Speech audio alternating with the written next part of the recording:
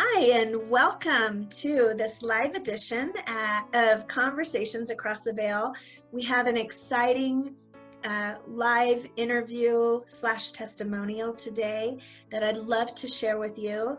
I would like to welcome Rebekah to the scene. Thank you, Rebekah, for being here and being so graciously willing to offer up a testimonial and working with me.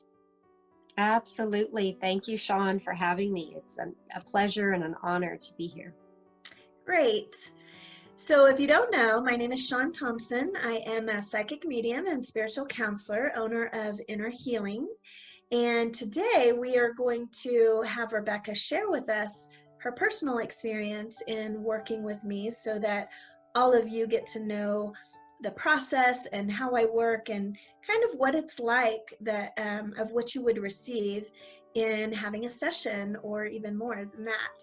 So first, Rebekah, I'd love for you to share with the audience what made you decide to reach out to me and start working together? What was going on in your life? Well, I had two passings close together. First, my younger sister, and then my mother. And I began to wonder, is there some stuff left unsaid, undone? And I knew that their presence was there, and I really wanted guidance on how to stay tuned in and connected.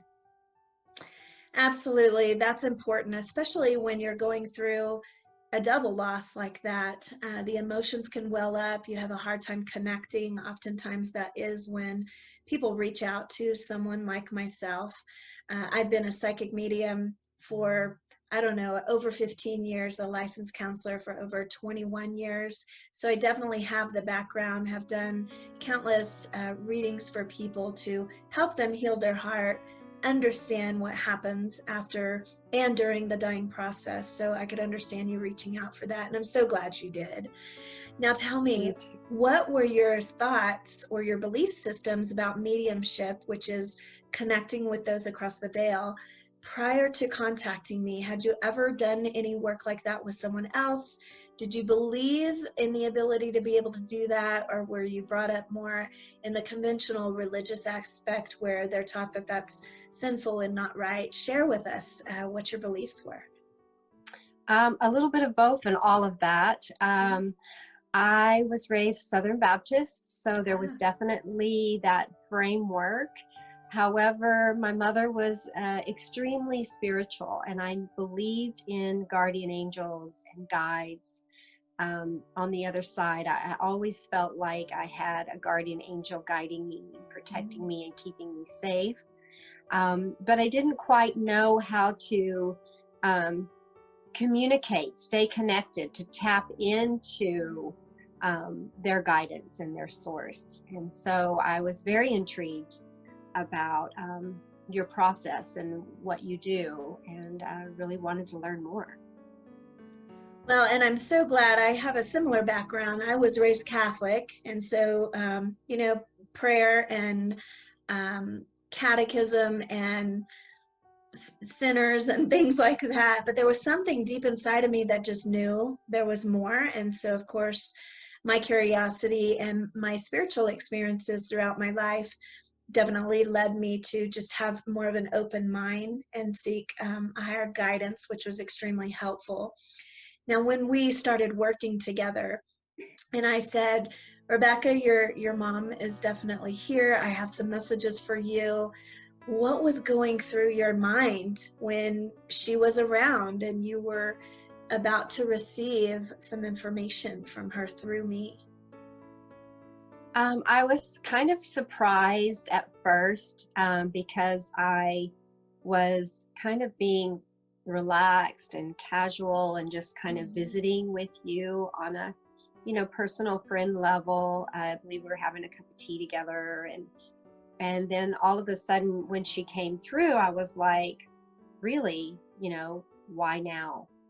And wasn't completely prepared for her coming through. And she just came through you so strong, and her message was so clear. And I thought, there is no way that Shawn could know that my mother felt that way, Mhm. and that what I went through with her, and that what I was feeling. So it was very powerful validation Mhm. that the connection just really was there.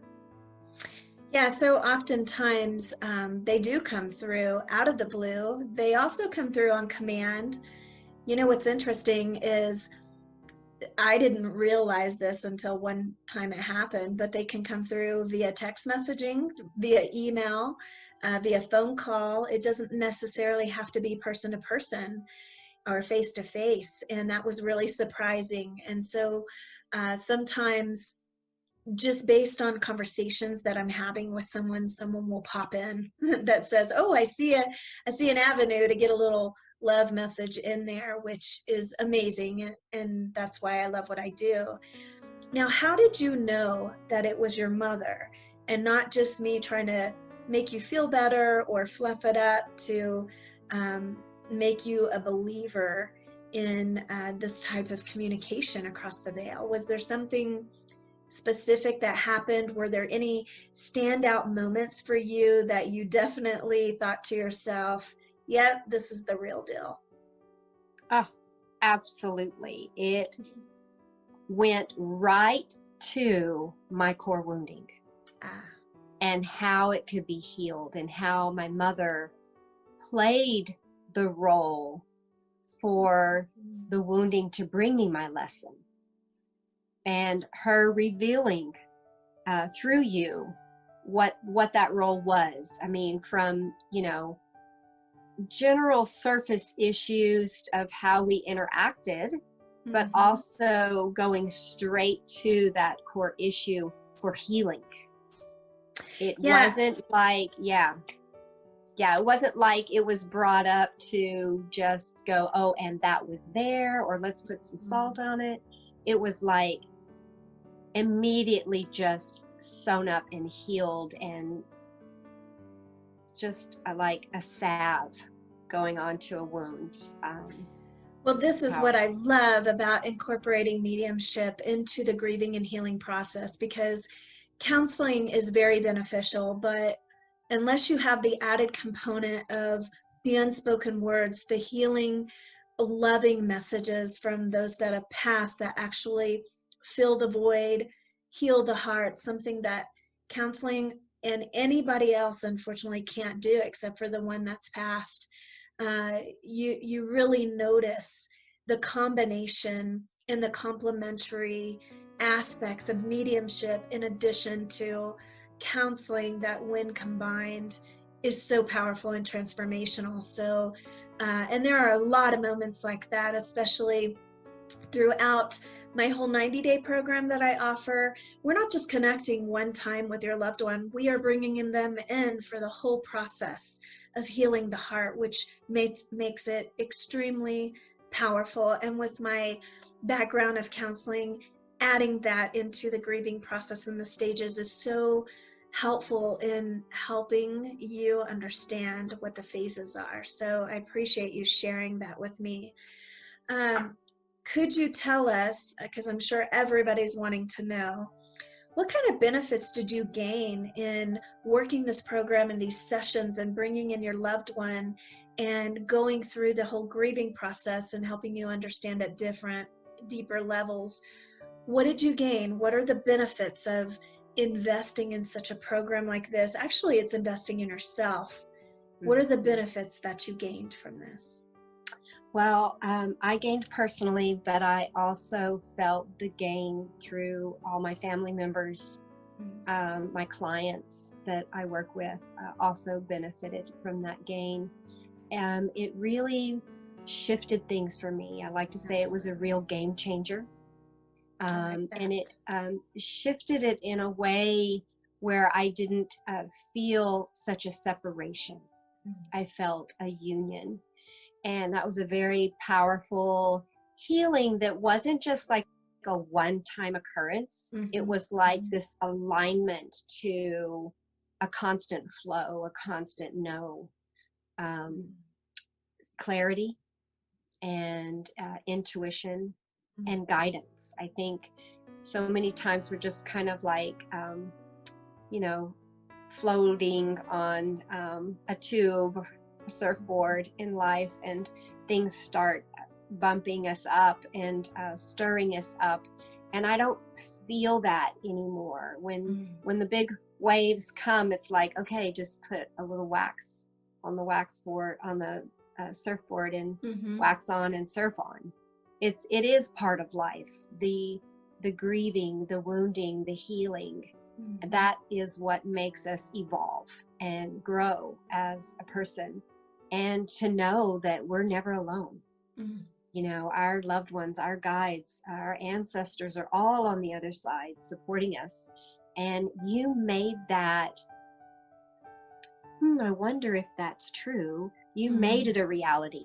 It's no longer like, oh, well, maybe they're out there, and maybe, I'm getting this hit from them. It's like, yes, absolutely. Here's the proof. You know, the shift in our energy, in our conversations, it was almost like your mannerism, the way that you held your body, was the same way my mom held her body. So that love and that compassion, that nurturing just came right through. And the wounding was, like I said, automatically infused with light and healing.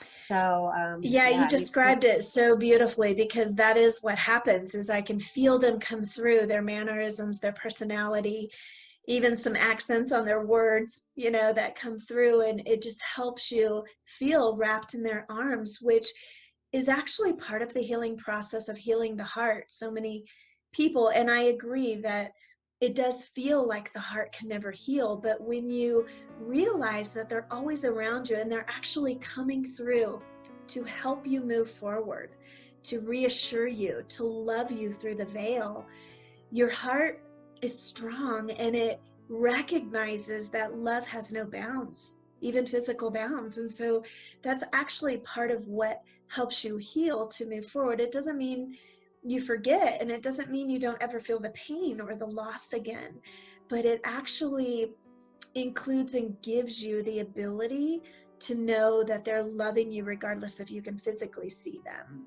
So I absolutely agree with what you're saying. Well, I want to wrap it up, but the main question that I would love to ask you is, would you recommend this 90-day program? It's called Words Left Unspoken, Healing the Heart Through Compassion, Love, and Understanding, to someone who has lost a loved one, or even a pet for that matter. But would you recommend this program as a caveat, as a catalyst to help them move through the grieving process with a little bit more support and ease by bringing in their loved one to help them reinvest back into life if they're struggling with something like this? Absolutely. And I would expand on that. As a healer, a body worker, you know, I work with people one-on-one myself. And I know that if they have blocks or wounding, their body, I feel it in their body.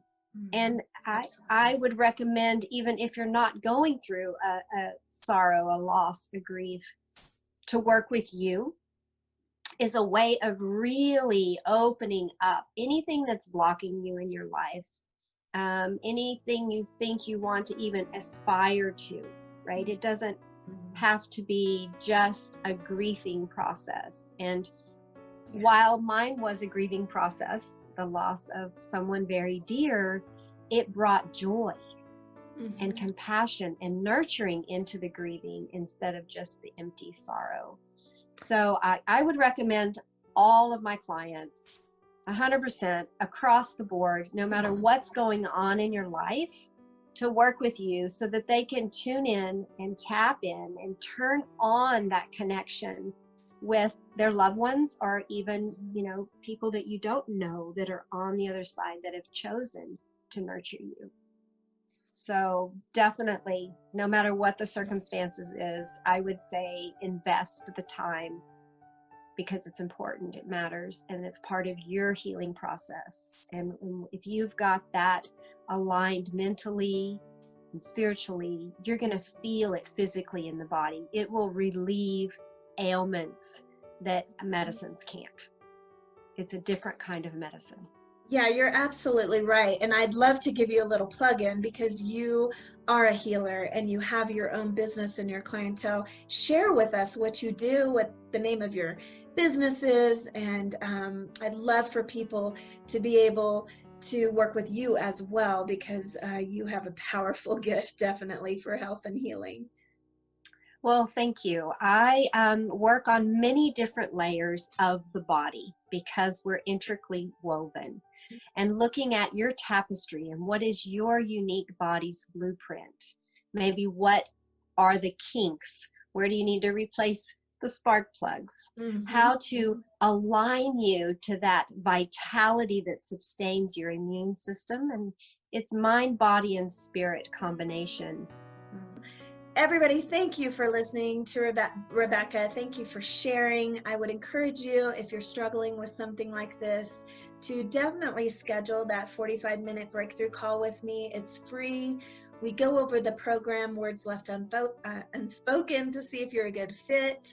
I always have a couple of spots available for those that are truly invested on working on themselves and through the grieving process. So I appreciate it. Namaste, Rebekah. Namaste. Thank you so much. You're welcome. And you take care. You too. Bye-bye.